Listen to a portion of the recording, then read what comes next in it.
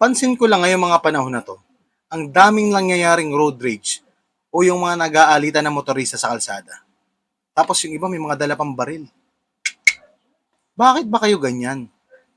Hindi niyo ba puwedeng pag-usapan na lang ng maayos 'yan? Hindi yung dadaanin niyo pa sa ganyang madahas na sitwasyon. Tapos eto namang mga maiinitin ng ulo na 'to, na meron pang dalang mga baril, hindi mo alam kung, mga pulis ba 'to o militar o ano man ang ano nila. Nakakapagtaka bakit naglalabas sila ng baril at tinututok pa nila mismo dun sa mga kaaway nila sa kalsada. Maling-mali yata yun eh. Kung ano man yung dahilan ng pinag-awayan nyo, isa na naman, mag-uusap na lang kayo ng maayos. Hindi yung magpapakita pa kayo sa mga ibang tao, nabubunot kayo ng baril, na itututok nyo pa dun sa mga kaaway nyo. Hindi maganda yan, hindi tama yan. Unang-una, nakakapagdulot kayo ng traffic. Traffic na nga sa Pilipinas, dumadagdag pa kayo. Maling-mali yan.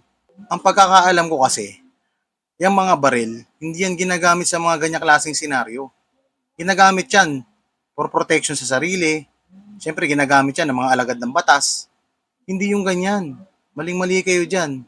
Lisensyado man o hindi, yung mga baril na yan, wag niyong itututok yan sa tao. Dahil hindi biro-biro yan. Paano? Pagka pumutok bigla yan, tapos natamaan mo yung tinutukan mo, o ano mangyayari doon? It's either mabalda yun, o kaya mapatay mo siya.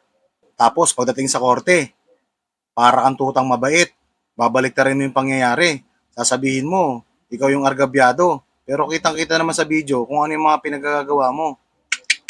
Natural lang sa ating mga tao na uminit ang ulo pagdating sa mga ganyan sitwasyon.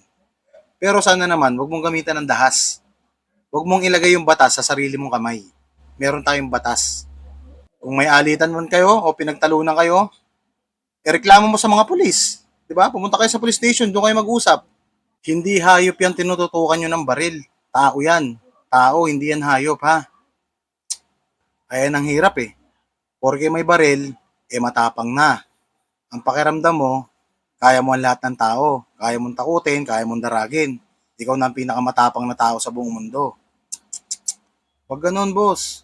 At doon naman, sa merong mga baril, o kahit anong armas pa yan, gamitin natin sa maayos at tamang paraan. Huwag natin gamitin sa dahas o kaya pananakot ng tao. Gamitin natin kung para saan talaga yung baril na yan, ha? Sa kabutihan lang, hindi sa kasamaan. For safety purposes, hindi para magyabang o para magtapang. Okay? Maging mahinahon at huwag maging madahas. Huwag nating ilagay sa sarili nating kamay ang ating batas. Manatiling kalmado at keep safe sa lahat. At kung naibigan nyo ang video na ito, huwag nyo kalimutan mag-like and share. At i-follow nyo na rin ako sa aking page for more videos. Peace out.